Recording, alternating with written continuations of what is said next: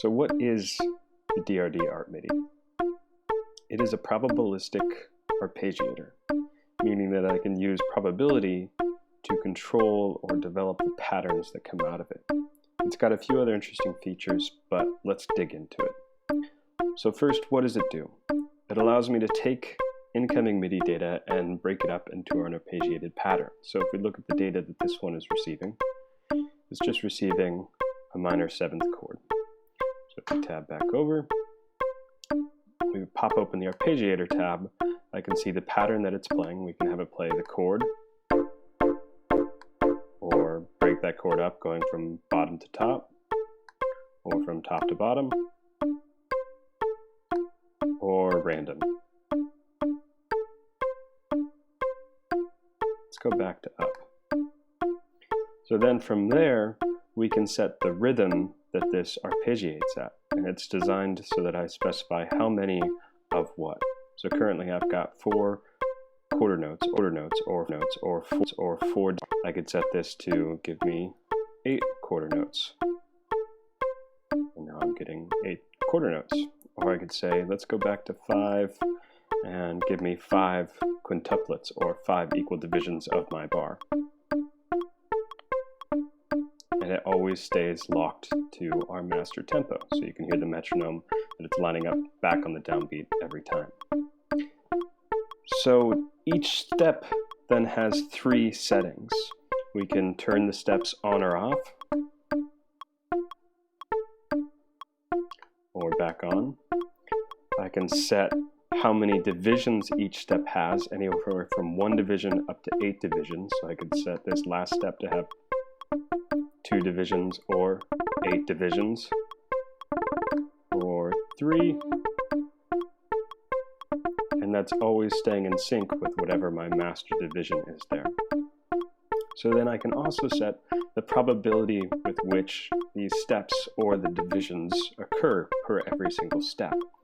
Now this depends upon the global probability up top here, which should be set to 100 currently. And this probability can be either determined for the entire duration of a step or recalculated for every division of that step. Then to hear the results, we have to adjust our arpeggiator to respond to the probabilities of each of these steps and each of these divisions differently.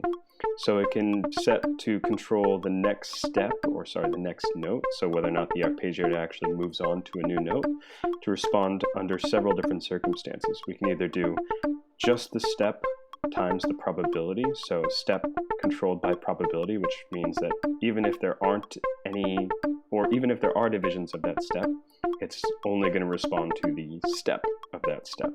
Or just give me a new note every time a new division occurs based upon the probability, or give me a new note every time either the step or the division changes, but monitor the probability or determine it by probability, or don't worry about the step as being controlled by probability, only by the division by probability, or just step, or just division, or just step and division without any probability. So if we start by going to, let's go step plus division times probability, and then let's start to bring down our probability. You can hear that sometimes a note changes here, sometimes the note changes here, sometimes it doesn't. We could also do the same thing for output. So the arpeggiator might be moving through its pattern, but these notes may not be passed along to our synthesizer. So if we go step plus division controlled by probability, and you can hear, because we've got it set to respond to just divisions, or the probability is determined per division, some of these divisions of our final pulse or beat here are not passed out. We could switch that to step, so now we'll only hear the complete version of this step whenever it probabilistically determines itself. Let's give it. There you go. We heard all 3 pulses in that step because probability is determined for the entire duration of the step rather than for each division of that step. So the other parameters that we can adjust is we can change the gate length. Let's go back to just quarter notes to keep this simple. And bring up up the probability for each step so they always occur. So as I adjust the gate length, you'll hear the notes getting more and more legato.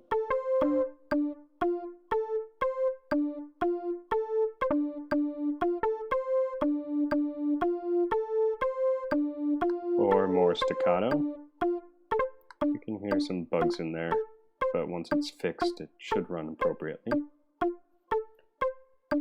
So now we can also develop, or the Art MIDI automatically stores and recalls its patterns based upon the currently playing clip on that track. So I could go through and I could develop one pattern for this clip, and I could just option drag, create a new pattern or a new clip, get that one playing, and go in and adjust it. Maybe set this one to give me 5 quintuplet notes with some divisions here, some divisions here, change my step to division, or probability division, then adjust my probabilities. And now when I switch back to the first one, it goes back to the first pattern on this one, new pattern. So the whole idea is that this thing is actually integrated into your workflow within Live. So you can start developing patterns per clip. It doesn't have to be named, it just automatically keeps track of them.